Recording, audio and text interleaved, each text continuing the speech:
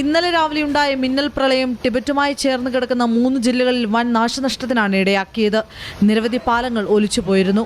40 കിലോമീറ്ററിലധികം ദൂരത്ത് റോഡുകൾ തകർന്നു. നിരവധി കെട്ടിടങ്ങളും തകർന്നു. മരണസംഖ്യ ഇനിയും ഉയരുമെന്ന് നേപ്പാൾ വിദേശകാര്യമന്ത്രി ഷിസിർ ഖനാൽ അറിയിച്ചു. പല മേഖലയിൽ നിന്നും